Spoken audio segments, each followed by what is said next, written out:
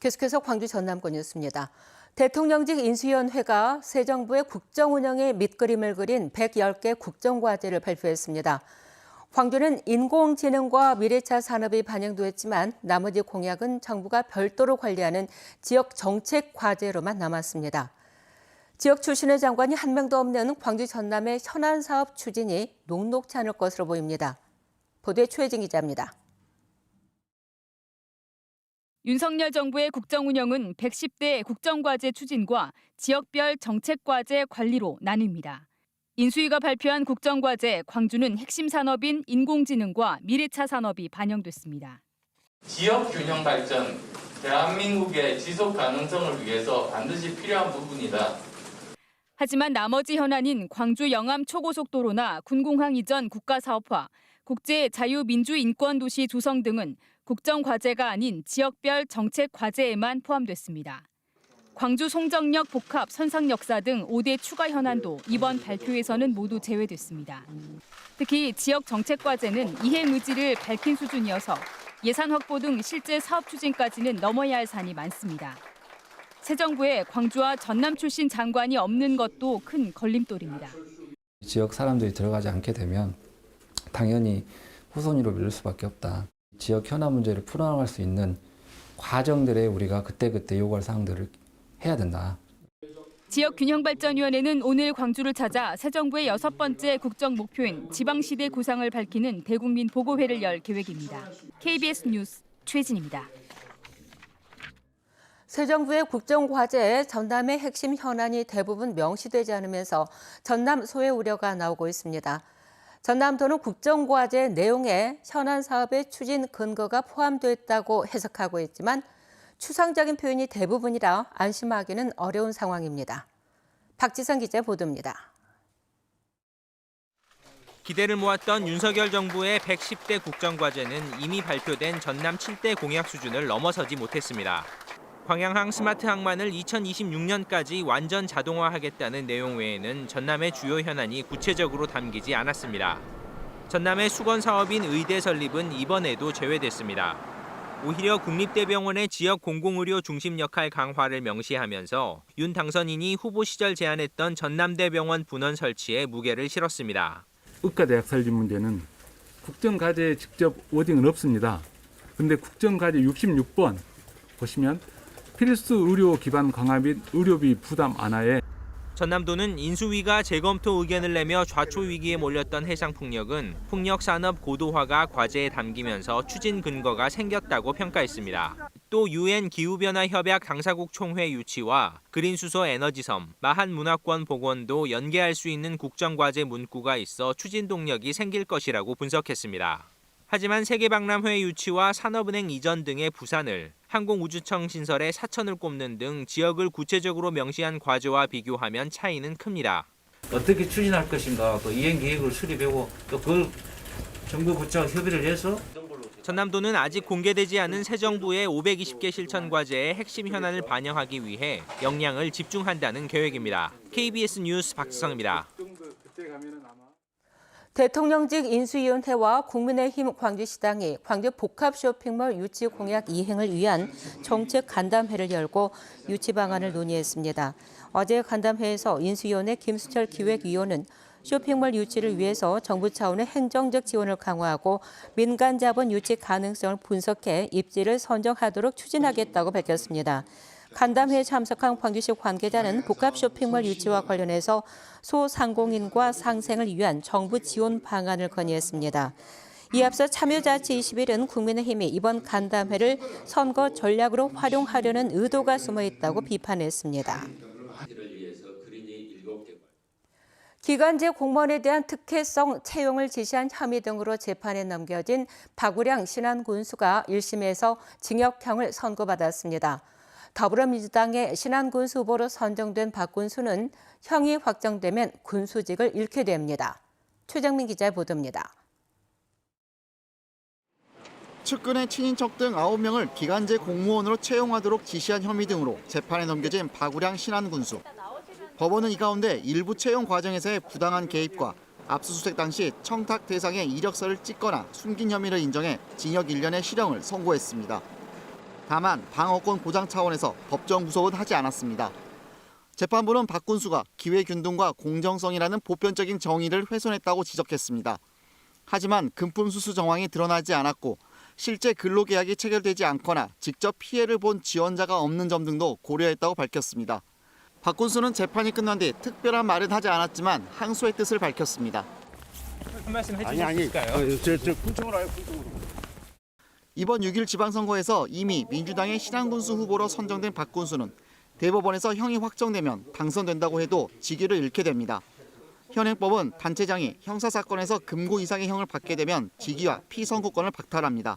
사법 리스크 검토를 했기 때문에 이 부분에 대해서는 그 결과에 대해서는 저희가 다시 한번 재검토할 필요가 있다 이렇게 생각을 하고요. 선거를 앞두고 내려진 시정 판결로 박군수와 박군수를 공천한 민주당 모두 책임과 부담을 피할 수 없게 됐습니다. KBS 뉴스 최정민입니다. 민주당이 이번 주 목포시장과 담양군수 후보 경선을 진행하고 최종 후보는 주말에 발표합니다. 목포시장 경선은 안심번호 선거인단 100% 방식으로 오는 7일 2만 1,000개 안심번호를 대상으로 진행되고 결과는 8일 오전에 발표됩니다.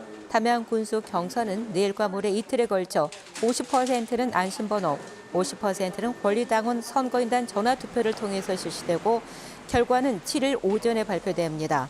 민주당은 또 여수와 순천시 등 5개 선거구는 오늘부터, 무안구는 내일부터 이틀 동안 2차 경선을 실시합니다. 이용섭 광주시장이 공석인 산하기관장 임명을 다음 시장에게 넘기기로 했습니다. 이용섭 시장은 어제 간부회의에서 환경공단 이사장과 관광재단 대표이사 임명을 민선 8개에서 하는 것이 광주 발전과 통합 차원에서 바람직하다며 선임하지 않겠다고 밝혔습니다.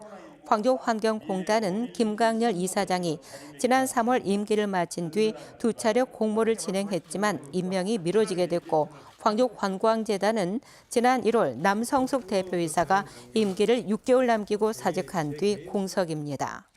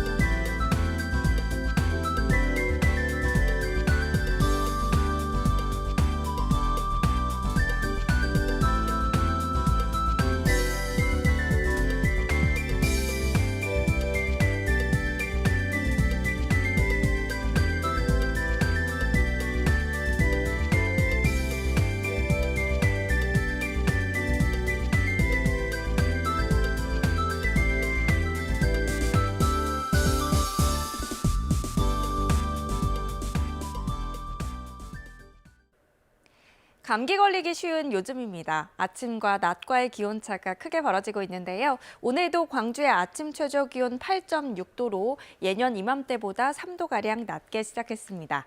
다만 낮 동안에는 기온이 쑥 오르겠습니다. 한낮 기온 광주가 26도까지 올라 초여름 날씨가 예상됩니다. 오늘 하늘도 맑게 드러나겠지만 맑은 날이 이어지면서 대기는 점차 건조해지고 있는데요. 작은 불이 큰 불로 번지기 쉬운 만큼 불씨 관리 잘 하셔야겠습니다. 다음 자세한 지역별 날씨입니다. 아침 기온 어제와 비슷하거나 최대 3도가량 높게 시작하고 있고요. 한낮 기온은 담양과 화순 26도로 다소 덥게 느껴지겠습니다. 한낮 기온 어제보다 1에서 4도가량 높겠는데요. 구례 27도, 광양 23도가 예상됩니다.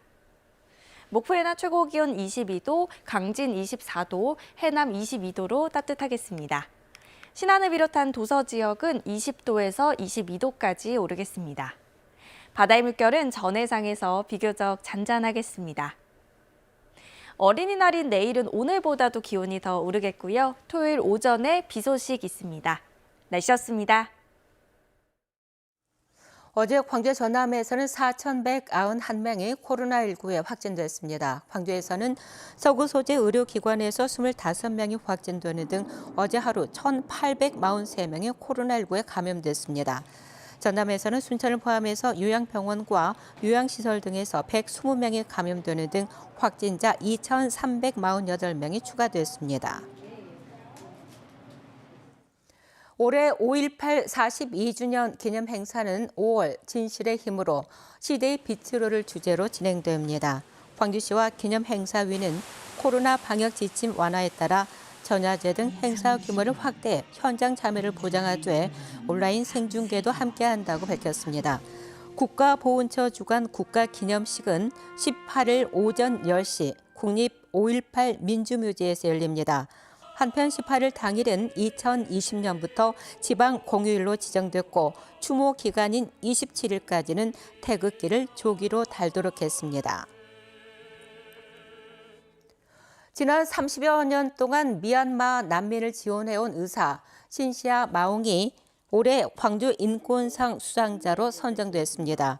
신시아 마옹은 미얀마 소수민족인 카렌족 출신으로 미얀마 양곤의대를 졸업한 뒤 군사정부에 맞서 민주화운동에 참여했다가 태국 메소스로 망명했고 병원을 세워 내전으로 다친 난민들을 무료로 진료하고 아동과 여성, 이주민 등 약자들의 인권 보호를 위한 활동을 해왔습니다.